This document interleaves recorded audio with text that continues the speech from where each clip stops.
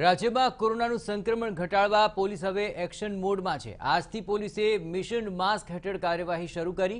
મહત્વપૂર્ણ છે કે દિવાળી બાદ રાજ્યમાં કોરોનાની સ્થિતિ સ્ફોટક બની હતી, જેને જોતા સરકારે 4 શહેરમાં કર્ફ્યુ લાગુ કર્યો। પોલીસે 4 શહેરમાં કર્ફ્યુ દરમિયાન ₹33 કરોડનો દંડ પણ વસૂલ કર્યો। જોકે હજુ પણ લોકોમાં જાગૃતિનો અભાવ જોવા મળતા પોલીસે મિશન માસ્ક હેઠળ કામગીરી શરૂ કરી છે। આ સમગ્ર મામલે વધુ વિગતે વાત કરવા માટે જોડાઈ રહ્યા છે ટીવી9 સંવાદદાતા સચિન પાટીલ। સચિન, આખરે લોકો હજુ પણ માસ્કને લઈને એટલી ગંભીરતા નથી દાખવી રહ્યા અને માટે જ હવે મિશન માસ્ક લાવવું પડી રહ્યું છે। કેટલી સતર્કતા અત્યારે દાખવવામાં આવી રહી છે કે લોકો માસ્ક પહેરે અને આ મિશન માસ્ક અંતર્ગત કઈ કઈ પ્રવૃત્તિઓને આવરી લેવાશે?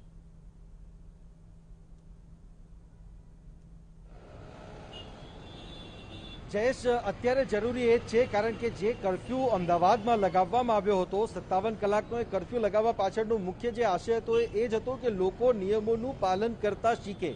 અત્યારે પણ તમે જોશો તો અત્યારે આરટીઓ સર્કલ એટલે કે કલેક્ટર ઓફિસના પાસે જે સર્કલ આવેલું છે એ સર્કલ ઉપર પોલીસ તૈનાત જ છે અને પોલીસ પાસે જે સત્તા એમને આપવામાં પણ આવેલી છે કે જે માસ્ક ન પહેર્યું હોય એ વ્યક્તિઓને જે છે એમને દંડ કરવામાં આવે અને એના જ ભાગરૂપે અત્યારે પોલીસ જવાનો જે છે એ ટ્રાફિકની કામગીરી તો કરી જ રહ્યા છે, સાથે સાથે માસ્ક ન પહેરનારા લોકોને પણ દંડનીય કાર્યવાહી એમના માટે પણ કરી રહ્યા છે।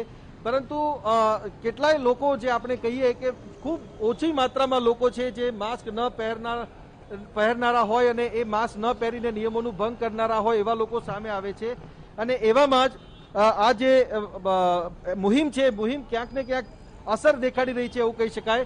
અને અહીંયા ટ્રાફિકમાં જોશો પણ તો જે જવાનો છે જવાનોની નજર પણ છે કે લોકો માસ્ક પહેર્યામાં છે કે નહીં।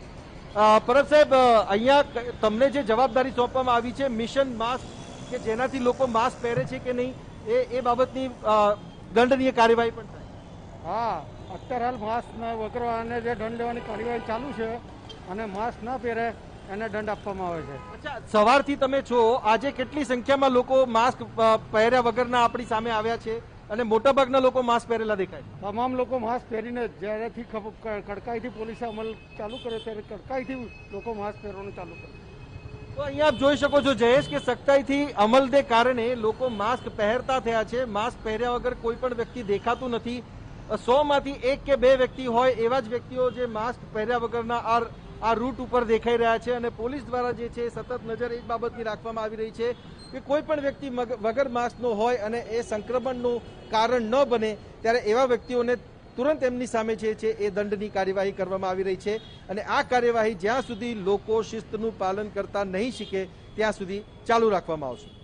બિલકુલ સચિન, તમામ ગતિવિધિઓ પર આપ નજર રાખતા રહેજો। તો સચિન જણાવી રહ્યા તે પ્રમાણે આખરે અમદાવાદ, રાજકોટ, વડોદરા અને સુરતની અંદર દંડ ફટકારવામાં આવી રહ્યો છે, કારણ કે કરોડો રૂપિયાનો દંડ વસૂલ્યો છતાં લોકો હજુ પણ બેદરકારી દાખવી રહ્યા છે, હજુ પણ માસ્ક નથી પહેરી રહ્યા, જાહેરમાં ખુલ્લેઆમ ફરી રહ્યા છે।